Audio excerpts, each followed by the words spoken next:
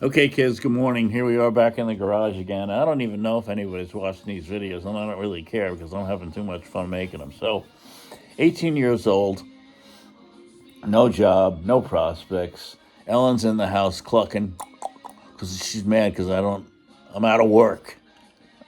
I'm 18, who fucking cares? Anyway, so go down to Handy Andy and Hack and Scratch. Bart found this ad in the paper that says, show up today, work today. So, and this is what made him so jealous all his life. I was never jealous of him. I didn't give a shit.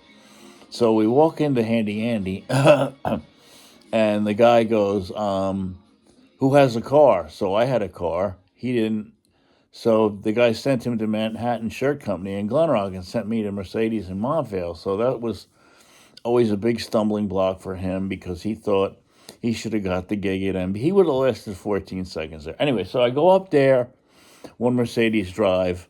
What happened to my radio now? Oh, it's still on. Okay, so I go up there, and it's this gigantic office building, and I had seen from going past Fong Lee by the bridge there, Linwood Plaza, Mercedes Benz had the two top floors of the strip mall up there. So I don't know much about anything yet. So I go up there, and nobody's in the joint yet. It's like, um, it's still being finished. There's still like laborers, painters.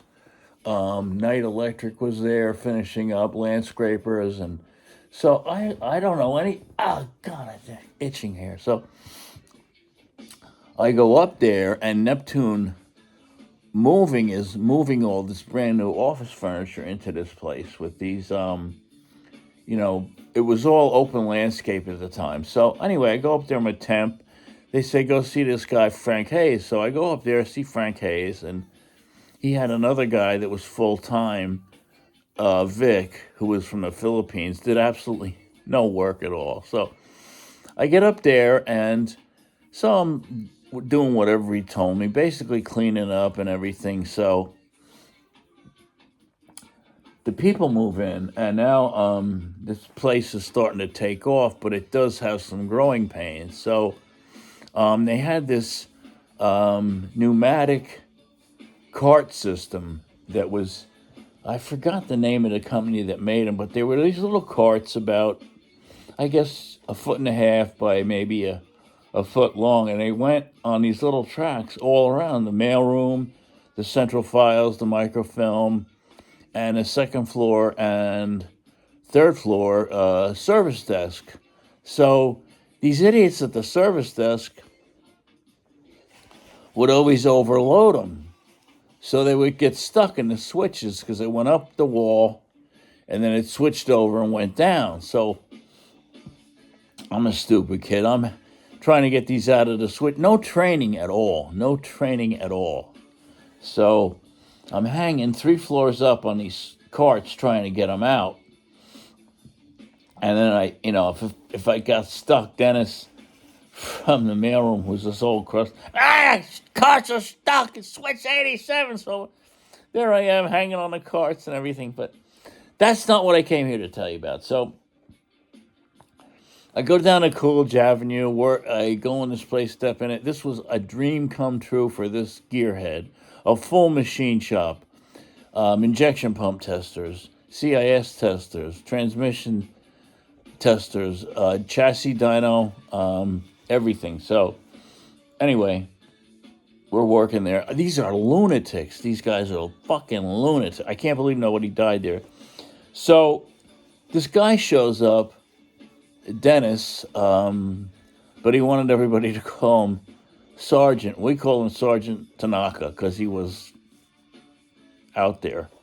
So, and he had a VW microbus. We called it the Rickles Home Center on wheels because he would do all these projects at break time. He'd plug his sanders in and start sanding chairs and everything because he moved into a summer house that he converted, or his father converted, out of Bud Lake. So he gets married to Joan. He's like walking on air. Everybody, guy Sarge. Sarge. So, anyway, long story short, we move up to Montvale because they wanted to have everything together on this campus. So we move into this pretty brand new facility right down the road from Glenview. Anyway, so Kurt had these two secretaries, Josephine, sweet old lady, but she retired. And then Rose didn't want to make the trip up because it was too far for her because she lived in Fairview and she was the footer's sister. So she didn't want to go. Anyway, we go up there. And so now they're down. They hired Dolores, who was this secretary that lived in Park Ridge, local yokel, pretty nice lady, but semi-twisted. So anyway, Debbie Pavesi walks in one day, and Kurt always said he's never going to hire another good-looking girl because nobody did any work. She'd come out at breaks, and she was from Texas, very, very conservative family, Baptists.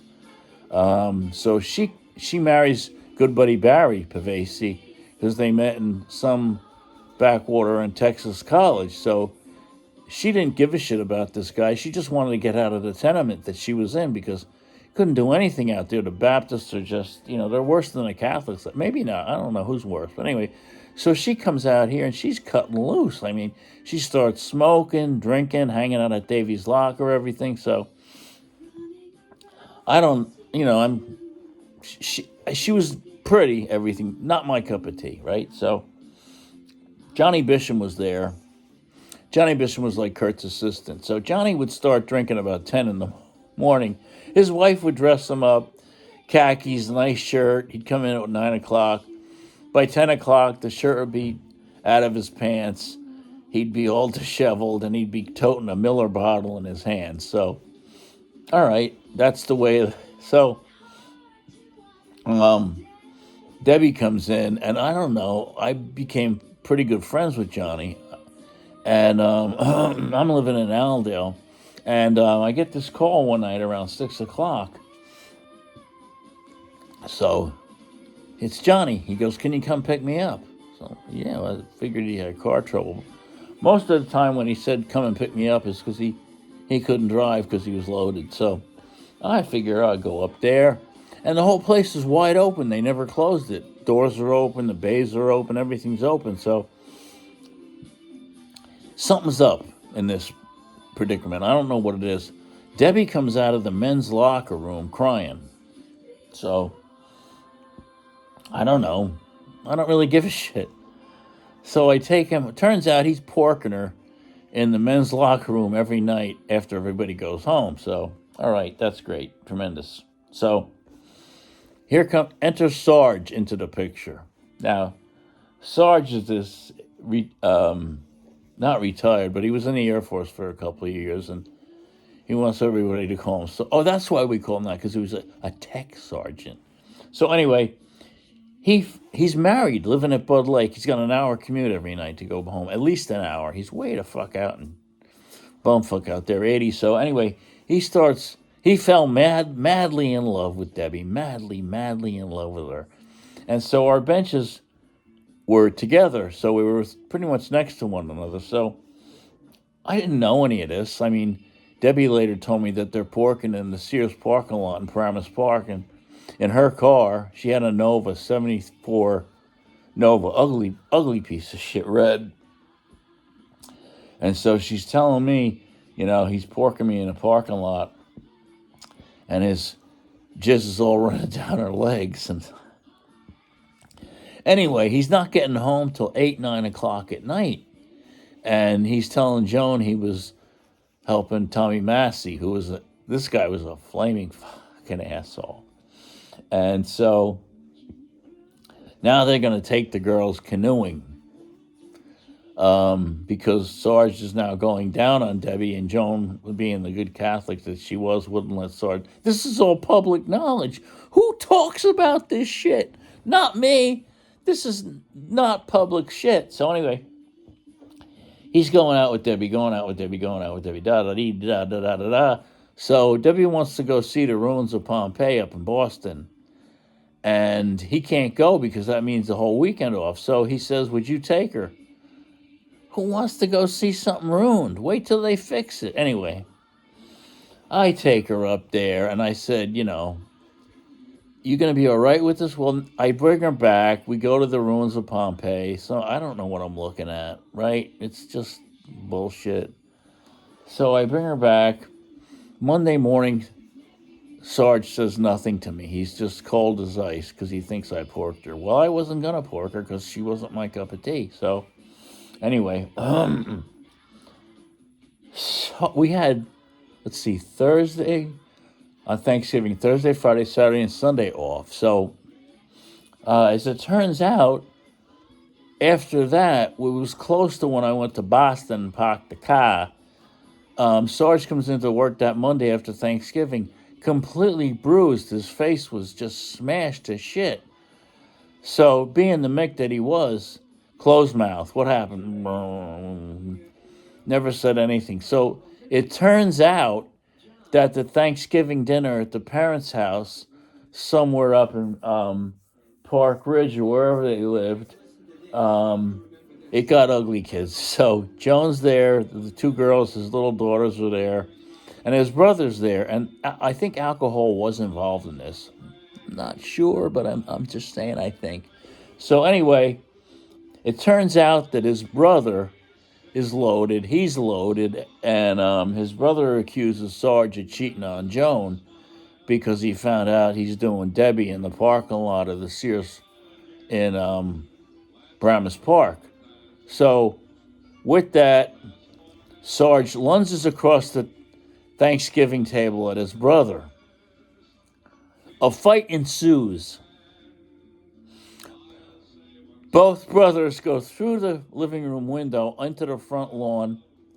Authorities were notified. Both guys got arrested. And that's what happened with that. And it was just, you can't make this shit up.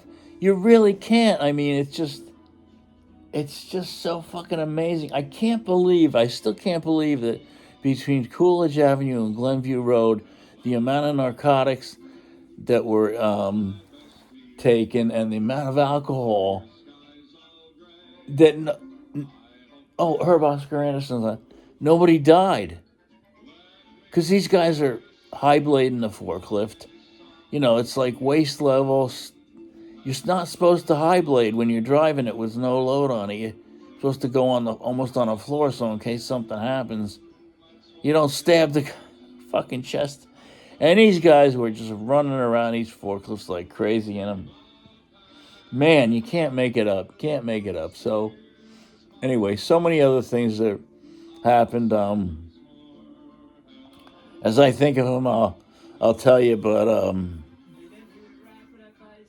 that's just the beginning, the tip of the iceberg. So anyway, back to one Mercedes Drive. I'm up there, Frank Hayes, and I don't know these guys. They're all these high uppers are in. We're all mostly Luftwaffe and Air Force pilots that were now executives of American and German descent, and they joke at the Christmas. I shot you down over this Normandy or whatever. No, I shot you anyway. So there was a bunch of officers in the back that were these executive vice president and everything. So Frank tells me one day, stay here later today, and at 5:30 go up to the president's office and do something after he gets chauffeured home to the company-owned house in Connecticut. So, all right, up I go. So off his office, he had like a pantry. It was a kitchen, and there was his own private bathroom there. So I had to do something in the pantry. So I go up to the pantry,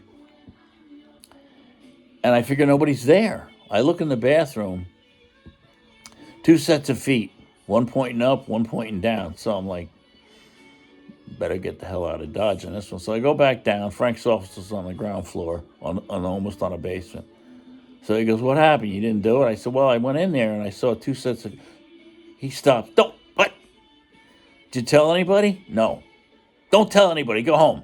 So, okay, go home, right? So now I have this job, whereas I'm doing everything for moving typewriters, moving computers.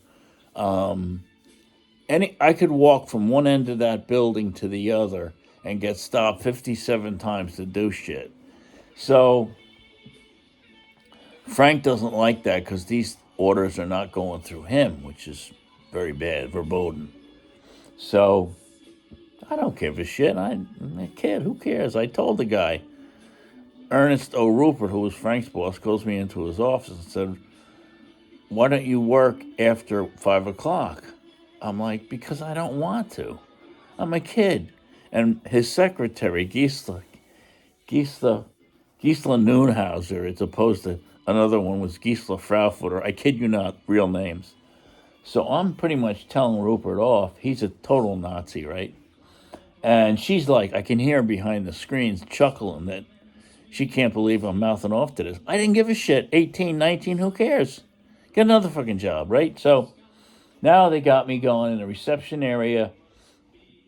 They had a Steinway Mercedes there that was made in like 1927 by the Steinway Piano Company. At that point, it was the only Mercedes that was ever built in America by the Steinway Piano Company, and it was the only one because after they built that one, the place burnt down. So they had that one. That was all roped off. You had to have it dusted every day. And then they had a Highline S-Class in there. So that was my job doing that. And there was a little island in the middle of the outside the reception area that they didn't want the landscapers to do because Ernest Rupert wanted it mowed one way one week and the other way the other week, so it was I don't know, fucked up, just landscaping bullshit. Anyway, I'm down there one day buffing the cars, and they had three ladies, reception ladies, Vicky Simonera, Joyce Clark, her son was a big computer guy in MB at the time, and somebody else, I can't remember, I can still see her, so anyway, I'm down there buffing the cars. All of a sudden, NBC News shows up. All these mobile vans, NBC News from New York City, and this black guy gets out. What the fuck is going on? I didn't know who it was. It turns out it's Al Sharpton, right? The fat Al Sharpton in those days. So he comes into the place with a live crew with the lights, floodlights and everything. So he goes up to Joyce Clark and says point blank, "How come you don't have any black people working here?" Because Germans hated black people. They didn't have any black people working there. So I'm like, I'm dying on this, right? I'm holding on to the car. I'm laughing so hard. Joyce gets on the phone, calls Heinz Girth, the guy in the back with the only office in the back where they had just the big shots. So turns out he's the attorney for Mercedes-Benz. And Mercedes never settled the case. They always went to jury trial because they didn't want to be just looked at like as an easy hit. So the next thing you know, 47,000 lawyers are down here in the reception area. It's turned into a fiasco. And I don't know how that ended. I think they hired like one black guy to token black. Can't make it up, kids. So anyway, I hope you enjoyed it. Like and subscribe. That's all I got for today.